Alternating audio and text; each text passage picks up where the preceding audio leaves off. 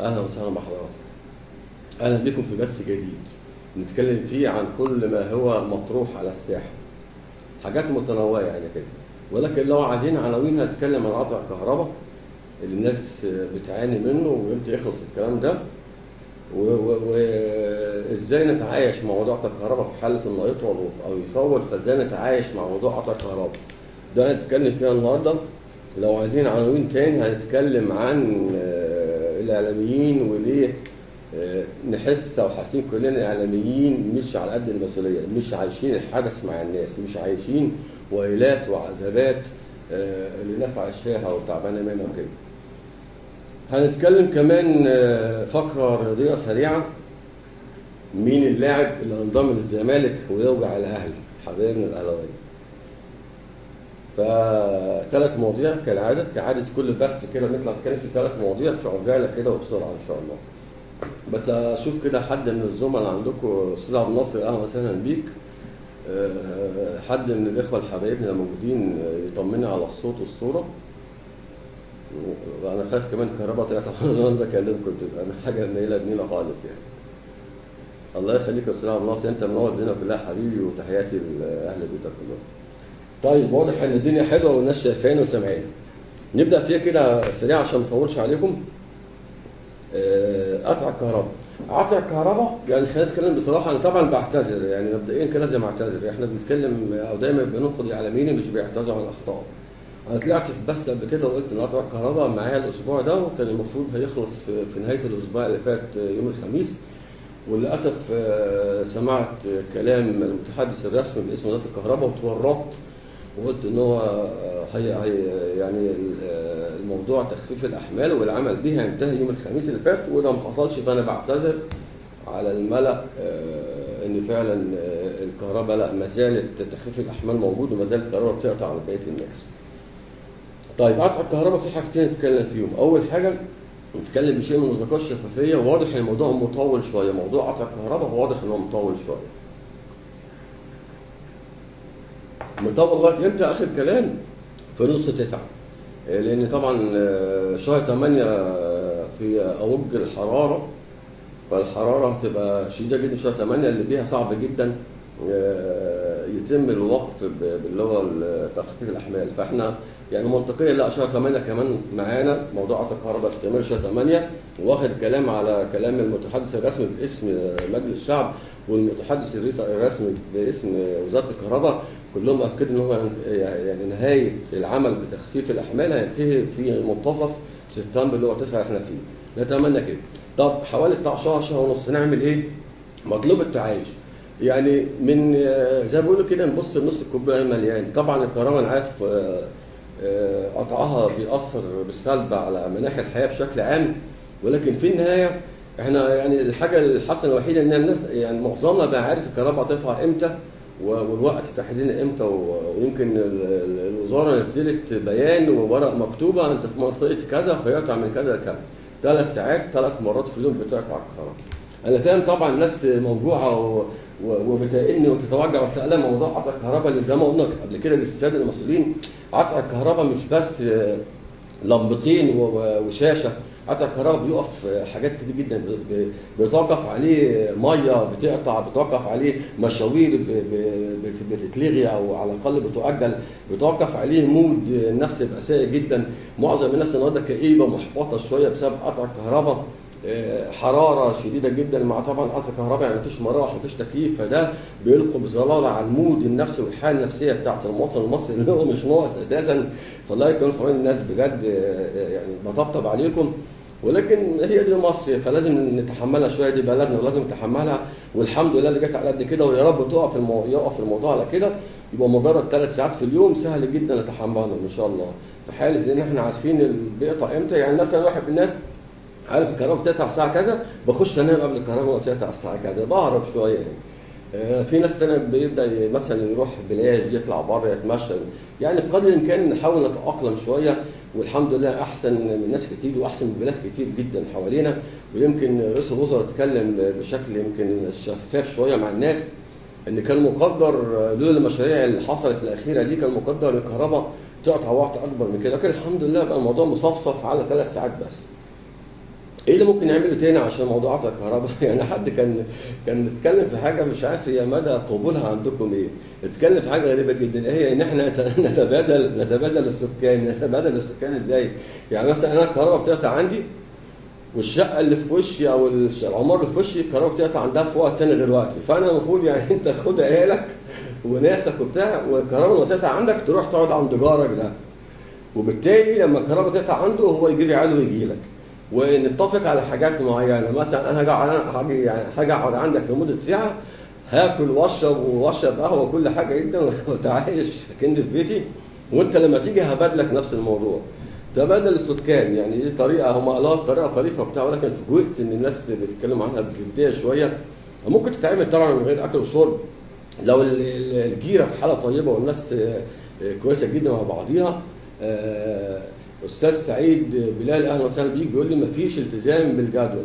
اعتقد معظمها سعيد، معظمها في التزام، يعني انا حتى لما بقص الموضوع عندي بلاقي في التزام. ممكن في 5 دقائق 10 دقائق مثلا ميعادها 2 و5 بتقطع 2 و10 حاجه زي كده. الله يخليك يا مدام سيده، انت منوره الدنيا. مصدعاني هناك وهنا صح؟ سيح لك على الملعب. لسه قافله معاك التليفون دلوقتي. فعايز اقول موضوع تبادل السكان ممكن ناخده، يعني مش عارف، مش هناخده هزار، بس ناخده هل فعلا في امكانيه ان مثلا الكهرباء تقطع عندي اروح اقعد عند جاري وهو الكهرباء ما تقطع عنده يجي يقعد عندي من غير اكل وشرب ولا بتاع؟ مش عارف، دي طريقه، ده موضوع طويل. استاذ اشرف عيسى بيقول لي انت بتقطع كم مره عندك؟ انا والله زيك يا اشرف، بتقطع 3 مرات عندي، بتقطع 3 مرات عندي، وعلى فكره عند كل الناس بما فيهم الوزير نفسه. والله يعني فعلا كنت الاول متغاظ جدا، مصر لا وبلد كوسه وبتاع، فلا عملت حاجات اللي فعلا بتقطع حتى الناس اللي كانتش بتقطع عندها. فقلت النهارده جم قالوا لي يعني لا دي بتقطع عندنا، ده قريت علينا والكلام بالشكل ده. يعني انا مش قريت عليهم، انا بلغت عنهم بصراحه، فبقيت تقطع عندهم، بقينا الاثنين زي بعض يعني. ده بالنسبه لقطع الكهرباء. فالمطلوب احنا بس نتعايش شويه مع الموقف، الموقف صعب انا عارف، الله يكون في عونكم، بالذات في موجه الحر دي، موجه الحر الشديده. الله يكون في عون بجد الناس اللي عندها مناسبات بقى، اعياد ميلاد، افراح بتاع الموضوع صعب شويه معاهم، ولكن صدقونا شهر ونص وزي ما قلنا قبل كده ساعات المواقف الصعبه دي بتولد ضحكات وابتسامات، والشعب المصري معروف بخفه الدم والنكات وكده. فعادي هيعدي ان شاء الله، شهر ونص هيعدوا زي غيره، واحنا في مصر والمصريين تحملنا اكتر كده بكتير. استاذ رمضان اهلا وسهلا بحضرتك، انت منور الدنيا كلها. استاذ رمضان فواز من الناس المحترمه جدا، الواحد بيعشقها في عالم السوشيال ميديا. ده بالنسبه لقطع الكهرباء.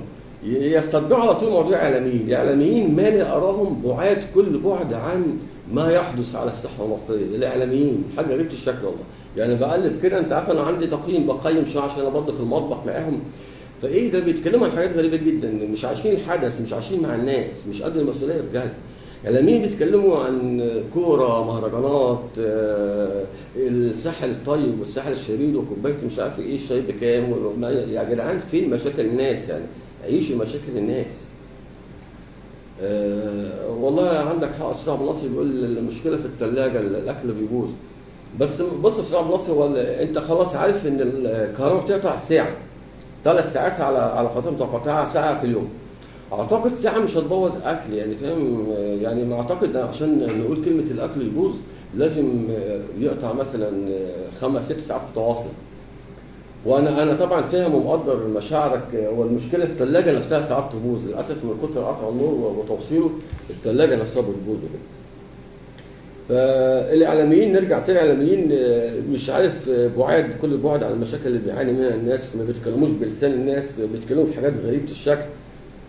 وقلنا قبل كده يا جماعه لا والله اجهزه الدوله بيفهم، حتى الرئاسه نفسها بيحب الناس تتكلم في مشاكل، يعني مش عايزين ايه اللي هو تبقى الاعلام في وادي والناس في وادي تاني. وده اللي بيخلي زي ما قلنا بعض الناس بيروحوا يرجعوا القناه بتاعتنا تتكلم في مشاكل الناس. انا بطلع في القناه بتاعتي ويمكن حضراتكم بتتابعوا، بتكلم في مشاكل الناس بتاعه، والناس اللي سواء اجهزه امنيه بتاع بالعكس بتسقف لي، يعني معظمهم اصدقائنا واخواتنا وبتاع كده. بالعكس طالما بتتكلم في مشاكل الناس وبتتكلم كمان مش بس بتجيب مشكله، انت بتجيب مشكله وبتجيب كمان طرق حلها، فانت بالعكس بتساعد المسؤولين. فانا مشكلتي مع الاعلاميين بيتكلموا في حاجات تافهه جدا، ما بيتكلموش في مشاكل الناس بتعاني منها زي حاجات كتير جدا. برضه اللي اسمها غريبه قوي، اللي اسمها ياسمين عز، يعني بتتكلم في حاجات غريبه. تخيلوا في وقت الازمات اللي احنا فيه ده كله بتيجي تتكلم حاجه غريبه جدا، الطماطم ما تحطهاش جنب الخيار. ليه يا حاجه؟ الطماطم مش عارف مؤنثه والخيار مذكر. ايوه هيعملوا ايه يعني في بعض؟ مش فاهم يعني ايه اللي الادب دي، مش فاهم يعني ايه الفكر المحالي ده. انا افكر بقى ان اعمل طبق سلطه، اقوم جاي الخياره اقطعها لوحدها والطماطم لوحدها وما احطهمش واجيب محلل مثلا. ايه التخلف ده يعني؟ مش فاهم. ما وصلناش لكده لسه. انا برضه تصريح مستفز امبارح بمناسبه رفع الكهرباء، بتنصح الست يعني النور لما يقطع تعالي اقعدي جنب جوزك وهو ينام وانت تفضلي صاحيه طول الوقت، ما تناميش خالص وتقعدي تهوي عليه. والله عايزين انت عارفه الناس تاكل ايه ولا عايشه فين ولا بتاع. يعني مطلوب من الزوجه ان جوزها لما ينام تهوى عليه وما تنامش الا لما هو يقوم، يعني حاجه يمشي الشر. طب وهي اللي طالع عينها في البيت، يعني مثلا انا اصغر مني في الشغل وهو قاعد تكييف وجميله وقاعد في مكتبي ولا زي الدنيا حلوه، مراتي بقى في البيت طالع عيني يخلفوه ما بين بقى طبيخ بتطبخ والولاد وبتاع وكده مش عارف ايه، واروح انا كمان اللي هو انا قاعد مستريح في تكييف اروح اغتت عليها واروح اقول لها تعالى انا هنام وانت اقعدي هويلي يعني. نوعيه ياسمين عز مع احترامي يعني نوعيه غريبه الشكل فعلا، تحس ما كانتش موجوده قبل كده. النوعيات دي ما كانتش موجوده قبل كده. النوعيات دي بقت موجوده حاليا لالهاء الناس. استاذ محمدي ابو عابد اهلا وسهلا بيك. كيس اللحمه بتاعي باظ. طب ازاي هيبوظ في ساعه واحده بس؟ يعني هيبوظ ازاي في ساعه؟ وبعدين في الايام المنيله دي اللحمه لو باظت كلها عادي على الله ترميها يا محمد. فيعني ارجو من الساده الزملاء الاعلاميين بما فيهم ياسمين عز وغيره يعني شويه ننزل لمستوى تفكير الناس، شويه نتكلم عن المشاكل اللي بيعاني منها الناس بجد، بلاش الكلام لهبل زي يعني هيفيدني بايه الخيار جنب السلطه والطماطم المؤنثه والخيار المذكر؟ ايه التخلف ده؟ هيفيدني بايه النهارده نصح الزوجه تقعد تهوى على جوزها؟ يعني ايه التخلف ده؟ اكن بالظبط احنا عايشين في بلد مرفهه تماما، والرفاهيه ضاربه في كل مناحي الحياه، فبالتالي مفيش غير الحاجات العبيطه اللي احنا بنتكلم فيها دي بالنسبه لبعض الاخوه الاعلاميين وخاصه اختنا البيضه الجميله ياسمين عز. ايه تاني معانا سريعا كده؟ مين هو اللاعب اللي انضم للزمالك ويوجع الاهلي؟ ده تصريح لمرتضى منصور وبعض رموز الزمالك طالعين بيه وبجديه بيتكلموا، مش كلام للاستهلاك الاعلامي، يعني ان في لعيب هينضم للزمالك وهيوجع الاهلي. مين اللاعب اللي ممكن يوجع الاهلي؟ لما قعدت ابص كده وسالت ناس، على فكره ناس يعني حتى معانا في اعضاء مجلس اداره النادي الزمالك نفسه، اللاعب مش هيخرج عن اربعه، يعني يا رمضان صبحي يا مين تاني، عبد الله السعيد. دول اللي هم بره الاهلي، المفروض ما اعرفش يرجعوا الاهلي ازاي، ما خلاص هم طلعوا بره. فانت لو بتتكلم على هتضم رمضان صبحي او هتضم عبد الله السعيد، دول المفروض مش هيرجعوا الاهلي.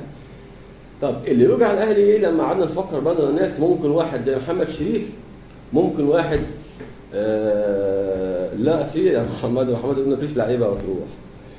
رضا سليم، لا رضا سليم كل الكلام بيقول ان مضى الاهلي خلاص، هو فاضل بس تكه لكن مضى الاهلي للاسف. يعني الاهلاويه بسم الله ما شاء الله عندهم كتيبه، ما اعرفش بجد ايه ده في ايه يا جدعان؟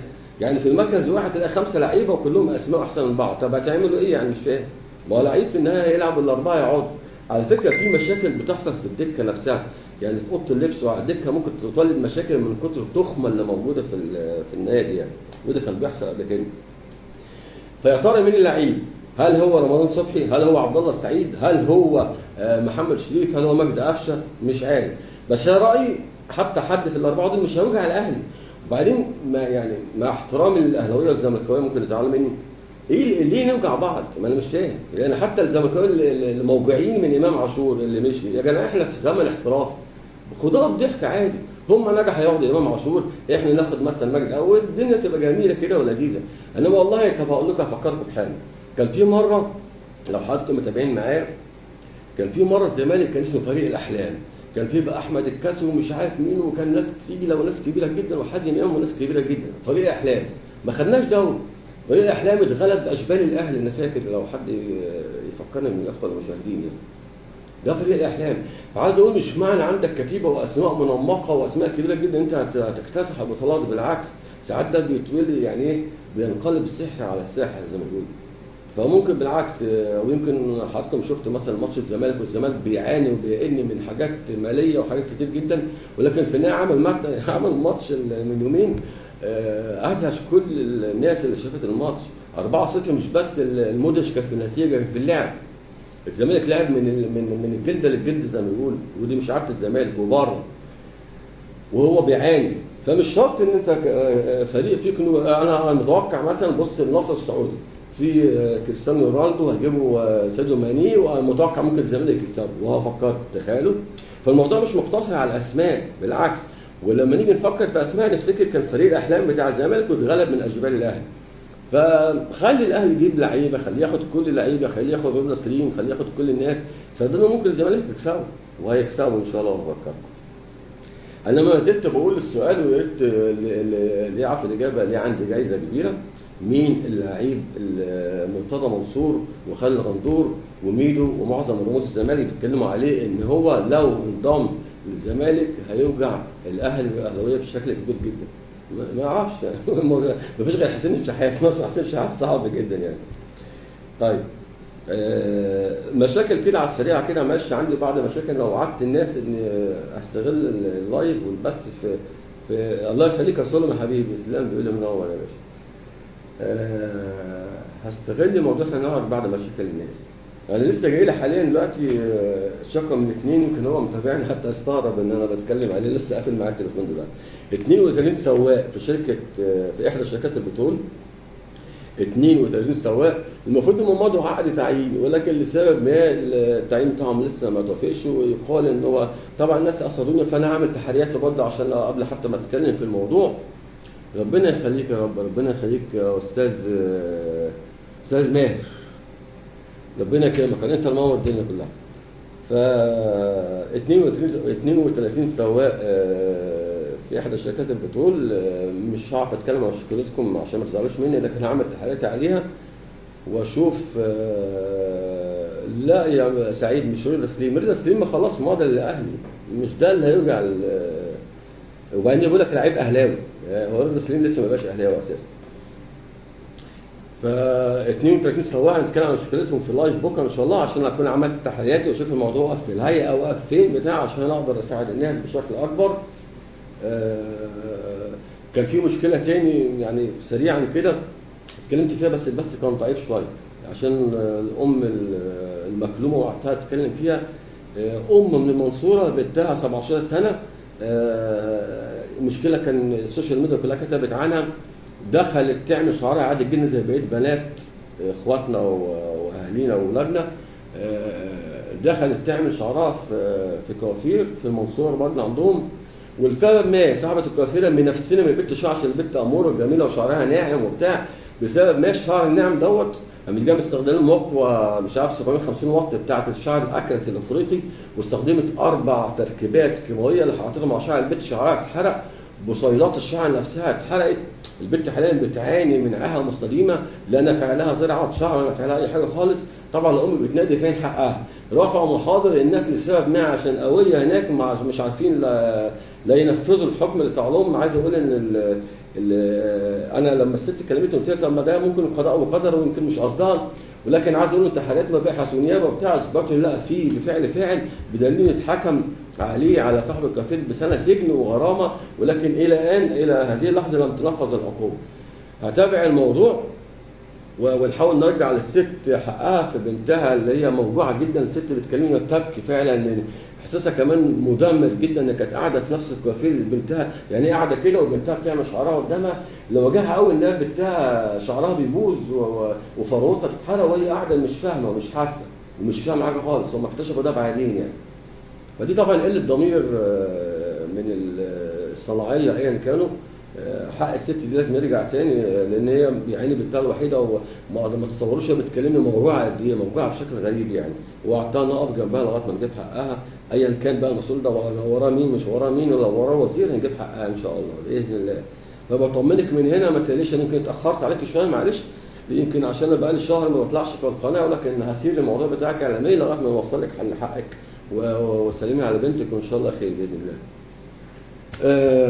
كنت حابب اتكلم معاكم في حاجات تاني، بس انا عشان الوقت وعشان ما تصدعوش مني وقولوا لي ايه رايكم، هل نطلع البث يوميا ولا هنزهق من بعض؟ انتوا تزهقوا مني وانا ازهق منكم. نخلي البث اسبوعيا ولا نخليه يوم يوم، ولا نخليه لما يستجد احداث على الساحه فنبدا نتكلم فيها؟